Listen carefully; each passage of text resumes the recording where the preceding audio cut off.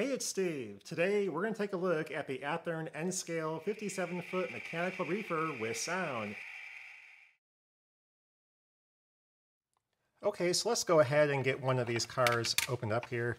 As all N-Scale cars do, they come in a nice jewel case here, which does give a lot of protection. Little tape holding up this plastic container together. So you can see there's a lot of nice crisp lettering on here. The painting looks really good as well. Obviously it's mostly just one color, so not a lot of various colors on there, but everything does look to be nicely applied, and the lettering is very crisp and sharp. Even the very tiny lettering is still actually legible, which is always impressive for a small N-Scale car. And you can see the extra fine details like the stirrups and everything else added on there, so some very nice detailing on this car as well.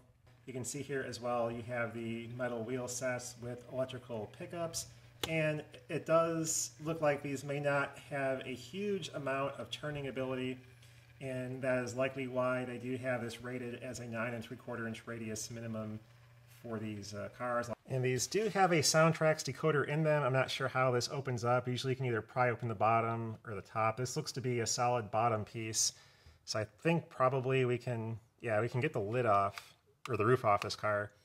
Just kind of gently pry it as you work your way around, and I think I can get this off without breaking it. Just have to be, okay, this plastic pin's in there. And, oh wow.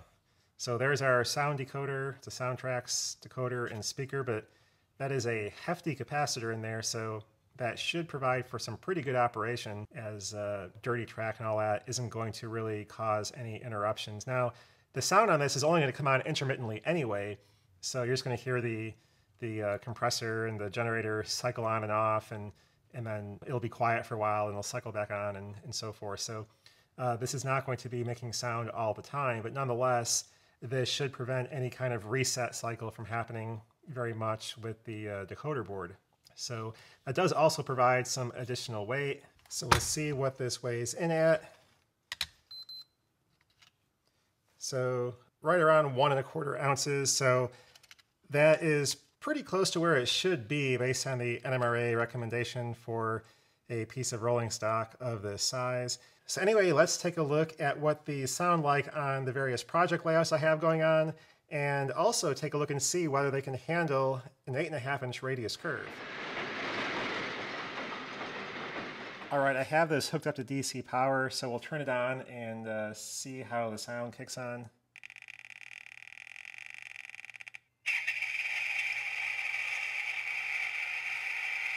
So at the start, you get kind of some staticky, poppy noises until you get the voltage high enough to actually kick on the sound.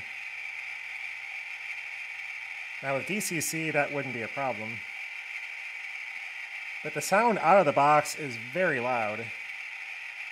So this is far louder than I'd want to have running on the layout. So anyway, let's take one of these off. We do have the adjustment screw right here on the bottom. Take one off and I'll adjust this with a very small screwdriver. All right, I think that's a nice volume there. You can hear it, but it's kind of more background noise and it's not going to be too obtrusive. I'll adjust this one down.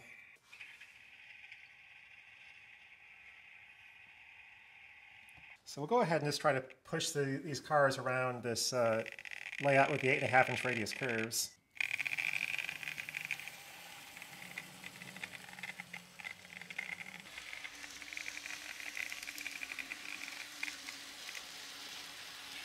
So they do make it around the 8.5 inch radius curves just fine, as you can see, being pushed no less. So I think operation shouldn't be a problem on this layout here. So there is a lot of static when they're moving, and part of it may just be that with the 2 locomotives on there, there's not as much available current from this DC output source. So we'll see if it does do better in motion on the DCC layout. But no issues with the narrow radius curves.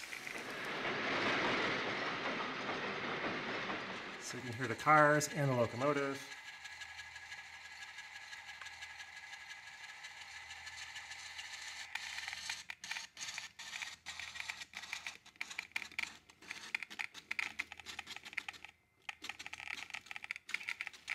Okay, so it does seem to be still some static issues here, but if I push down a little bit on the car, the sound doesn't cut in and out. So adding a little bit more weight, I think, is going to help with the electrical pickup. I've also noticed that on a couple of the wheels, the little spring power pickups weren't really pushed up against the wheel very well.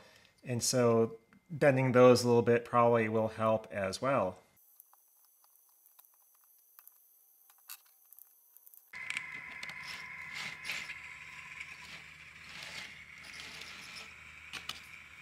Okay, so I added an extra 3/4 of an ounce of weight to each car, and that does seem to help with the power pickup.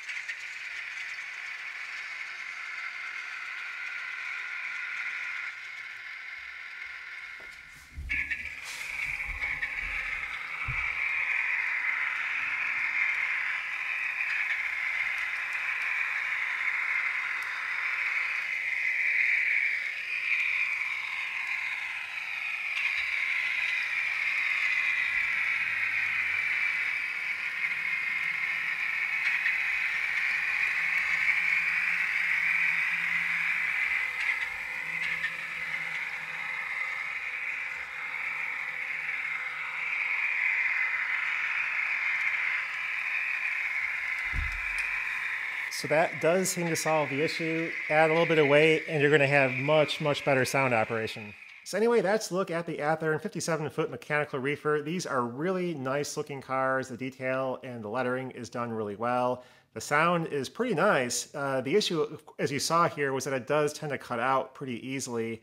And you do, it appears, need to add a little bit of extra weight. You may need to also kind of play around with the little pickups on the bottom, make sure they're touching all the wheels and you're getting pickup on all 8 of the wheels. But just adding a little bit of weight does help to push everything against the track a little bit better. You're going to get much better electrical pickup as a result of that. A few of these stick-on weights I put in there, 3 of them, so an extra 3/4 of an ounce, making these 2 ounces each, makes it work tremendously better. So you get way better power pickup, and it does keep the sound on nice and steady without it kind of crackling and popping and cutting in and out. So anyway, if you are looking for some reefers for your layout and you don't mind a little minor modification of adding some extra weight, I think these can be a fun addition to your layout. But anyway, that's all for now, and thanks for watching. Bye.